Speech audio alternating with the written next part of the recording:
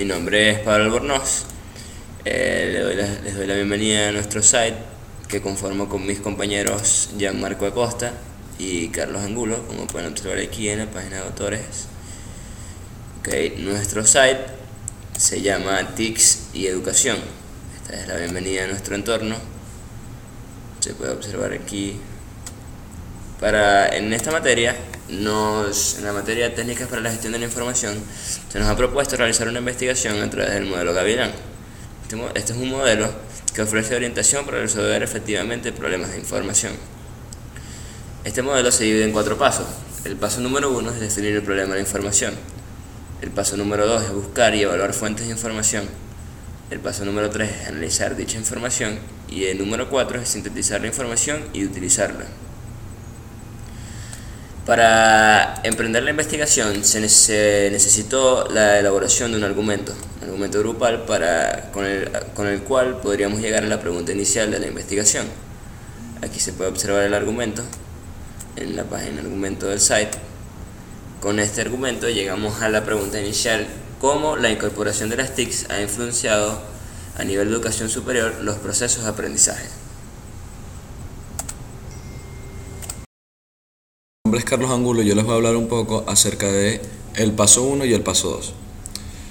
El paso 1 consiste en definir el problema de información y qué se necesita indagar para resolverlo. Un problema de información consiste en una necesidad de ubicar información acerca de un tema. Luego tenemos que en el paso 1, como se puede observar aquí, está dividido en subpasos. El subpaso 1 consiste en plantear en el planteamiento de la pregunta inicial. Como se puede observar aquí, un ejemplo puede ser cómo la incorporación de las TIC a nivel de la educación superior ha impactado los procesos de aprendizaje del estudiante.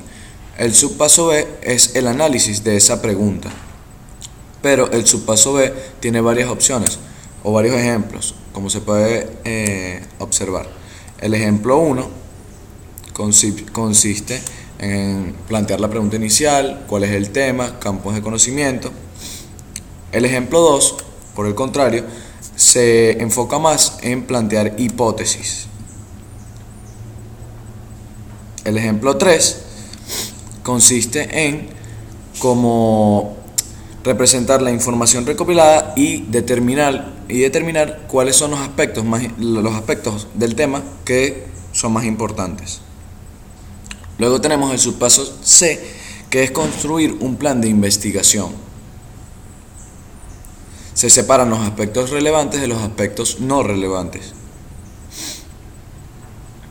Seguidamente, aquí se puede observar el esquema para seguidamente establecer las preguntas secundarias. Y aquí se observa las preguntas secundarias. Seguidamente les voy a explicar el paso 2. El paso 2 consiste en buscar y evaluar fuentes de información. Normalmente los alumnos tienen problema con este paso, ya que no están acostumbrados a realizar una búsqueda efectiva y una búsqueda en la cual la información sea verídica, ya que en la internet se encuentra una gran cantidad de información falsa. Se realiza un cuadro, en el cual se coloca distintos criterios, como lo pueden ser son criterios para aprobar o desaprobar la fuente y ver si la información que se encuentra en esta es verídica o no. Las distintas variables pueden ser quién publica, cuál es el propósito de la publicación, a qué audiencia se dirige la publicación, entre otros.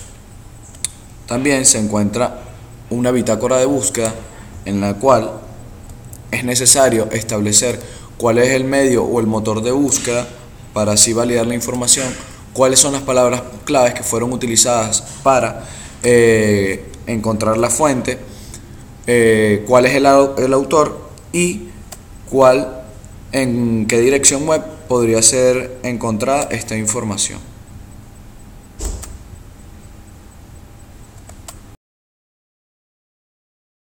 Consiste básicamente en analizar la información. Analizar la información es una capacidad compleja que tienen que enseñar los profesores a los estudiantes con especial cuidado para que ellos puedan lograr el objetivo. El paso 3 del modelo Gavilán consiste en analizar las fuentes mediante una plantilla para analizar la información. Esta plantilla consta de, primero, por acá arriba tenemos el planteamiento de la pregunta secundaria, en este caso, qué son las TICs y cuáles son sus características. En la segunda parte de qué encontré, tenemos todas las citas de los autores que conseguimos, aprobados después del paso 2, para poder así dar respuesta a esta pregunta. Luego, en información faltante, tienen que colocarse los aspectos a los cuales no conseguimos información y tienen que buscar. Y en información a profundizar, tenemos que poner básicamente qué aspectos de todas las fuentes que conseguimos tenemos que buscar más información para dar una respuesta más concreta. Y por último, expresar la respuesta a la pregunta secundaria en nuestras propias palabras. En esta pregunta 1 tenemos en síntesis que las TICs son las herramientas más utilizadas hoy en día en los ámbitos educativos, empresariales y sociales que permiten, por ejemplo, la adquisición, producción y almacenamiento y registro de la información. Luego tenemos la pregunta 2, ¿cuáles son las funciones de las TICs? Tenemos el mismo esquema que encontré, información a profundizar, información faltante y nuestra respuesta, que en síntesis también es que las TIC funcionan para tareas como escribir, dibujar y elaborar páginas web, así como también presentaciones multimedia, y son conocidas principalmente como herramientas transmisoras de información. Luego tenemos la pregunta 3, ¿cuáles son los tipos de TICs y cuáles son sus características? Se mantiene el mismo esquema y nuestra respuesta es que se clasifican en tecnologías vacías para la elaboración de producciones, tecnologías para la comunicación y publicación de conocimiento colaborativo, materiales educativos multimedia, y también puede ser clasificadas en TICs eminentemente transitivas y TICs eminentemente activas. Luego tenemos la pregunta 4, ¿cómo se aplican las TICs en la educación? Se sigue manteniendo el mismo esquema y nuestra respuesta es que se aplican básicamente para planificar estrategias de aprendizaje, apoyar clases en el aula, ayudarse a aprender el conocimiento de una disciplina, y todo esto a través del internet. Luego tenemos nuestra pregunta 5, ¿de qué forma influyen las TICs en el aprendizaje autónomo y en la actitud del estudiante hacia la investigación? Nuestra respuesta es, en síntesis, que ellas influyen en el aprendizaje y ayudan a fomentar un aprendizaje autónomo, abierto, significativo, interactivo, instantáneo y colaborativo a través de todas sus características y tipos. Y por último tenemos la pregunta 6, que es, la tenemos acá, ¿cuáles son las diferencias entre la motivación intrínseca y extrínseca? Nuestra respuesta como grupo fue que la diferencia entre estas dos motivaciones es básicamente, va a estar influenciada básicamente por la razón del estudiante al realizar sus tareas de estudio. El subpaso 4A, que es responder la pregunta inicial, se busca que los estudiantes integren las respuestas dadas a las preguntas secundarias para lograr dar una respuesta completa, clara y concreta a la pregunta inicial, y solucionar de este modo su problema de información. Por otra parte, los subpasos 4B y 4C pretenden que estos desarrollen habilidades que les permiten utilizar, aplicar y comunicar adecuadamente los conocimientos que adquirieron. El subpaso 4B se llama elaborar un producto concreto y el 4C comunicar la información. A continuación mostramos la telaraña o el mapa conceptual de las respuestas a las preguntas secundarias de la investigación. Este es el mapa conceptual y también contamos con la respuesta a la pregunta inicial, que a continuación se las voy a leer. Pregunta inicial: ¿cómo la incorporación de las TICs a nivel de educación superior ha impactado los procesos de aprendizaje en los estudiantes? Las TICs son las herramientas más utilizadas por los seres humanos hoy en día.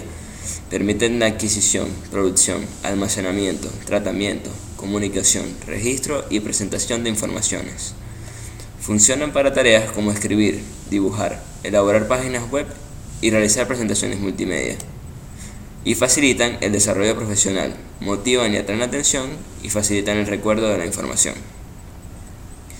Estas tecnologías se clasifican en tecnologías vacías para elaborar producciones, tecnologías para la comunicación y la publicación, tecnologías para la producción de conocimiento colaborativo y materiales educativos multimedia, o en TICs eminentemente transmisivas, eminentemente activas y eminentemente interactivas.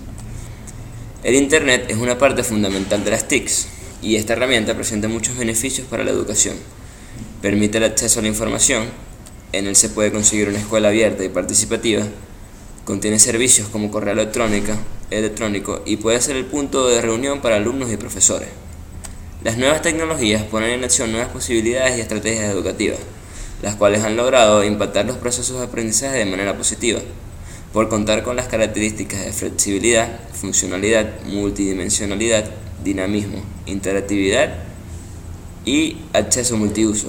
Se puede afirmar que el material multimedia tiene la capacidad de fomentar un aprendizaje autónomo, abierto, significativo, interactivo, instantáneo y colaborativo. Esta ha sido la presentación del site de la materia Técnicas para la gestión de la información, presentada por el grupo conformado por mi persona, Pablo Albornoz, y mis compañeros Gianmarco Acosta y Carlos Angulo. Espero que les haya gustado nuestra presentación.